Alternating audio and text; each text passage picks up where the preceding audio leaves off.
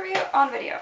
This time, Dream of the Celts by Mario Vargas Llosa, the recent Nobel laureate. I'd never read anything by Llosa before, or is it Vargas Llosa? Of course, I've been meaning to. His books are on the list of 1001 Books You Must Read Before You Die, and he's supposed to be a genius, and blah blah, all of that. So I have several of his books that I intend to read at some point, but I never got around to it. This time I actually did. After reading about this book in some newspaper or other, I thought it sounded very interesting, so I decided to get it at the library, and of course then, when it's a library book, you can't put it off, so it gets read.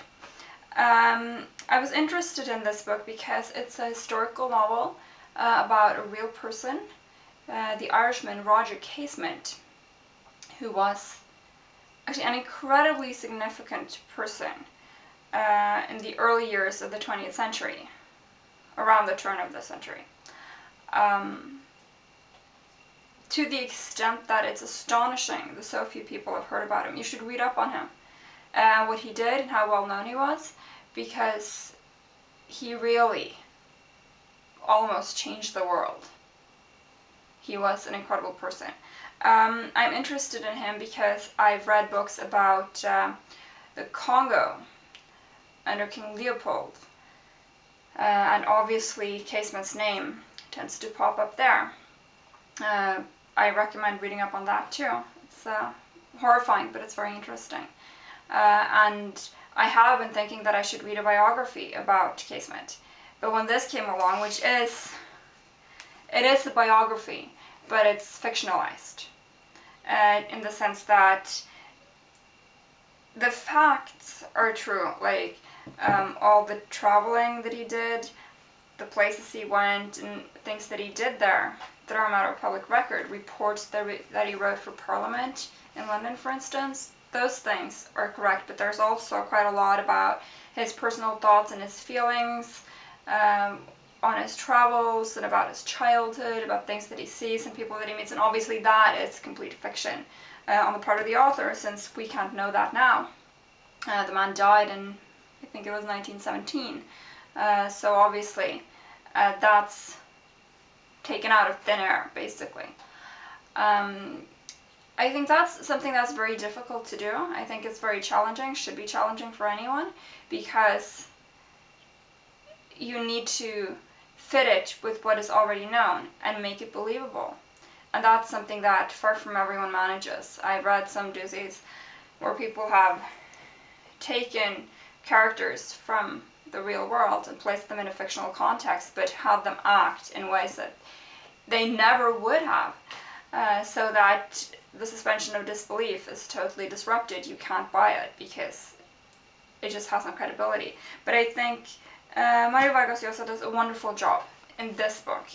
I totally believed it, and at some points in the parts that are more hard facts, when it's basically just he travels from here, he got this task from that person, he got some money here, he traveled there, and it's just more a bare bones kind of story.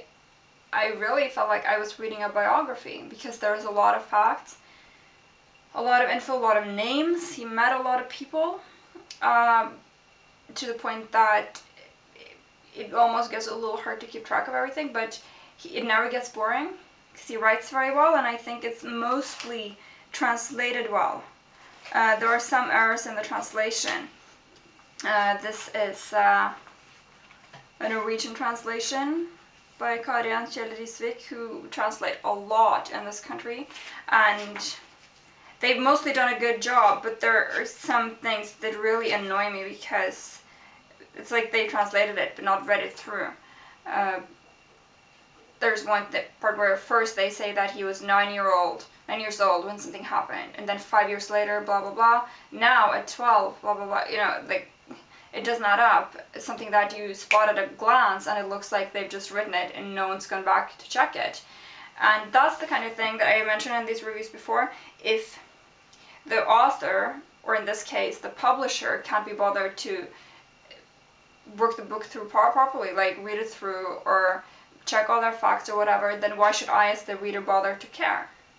That's something that writers in general and publishers too should think of, because if they don't put in an effort, they have it close to their hearts and they can't be bothered, then why should the reader be? But that's just small things, small sort of cosmetic defects in the translation.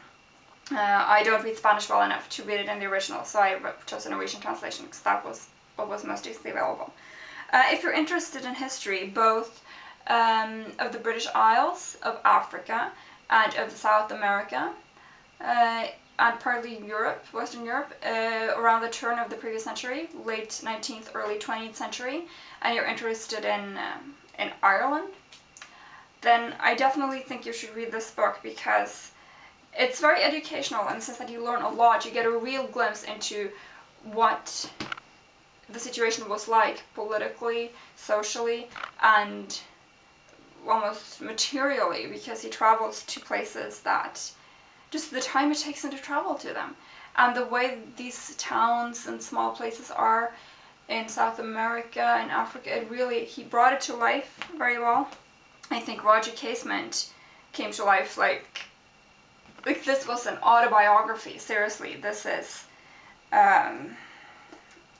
just so believable that I almost find it hard to think that Casement didn't write his autobiography so that Vargas Llosa had that to work from, because he really does a wonderful job, and there's lots of fascinating information, but it doesn't get to be too much, because the story itself is always the most important part. He hasn't written this to get the facts across, but he's using the facts to tell the story, which is a very significant difference.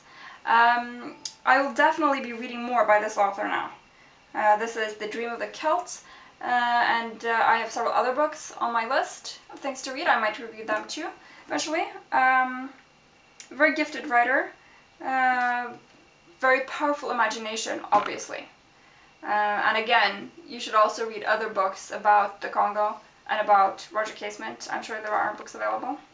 I'm going to check that out too, because this is a fascinating piece of history that comes to life absolutely brilliantly in this fictionalized account of the life of Sir Roger Casement, who I see died in 1916, not 17. And who was a fascinating person, incredibly important. You'll be surprised.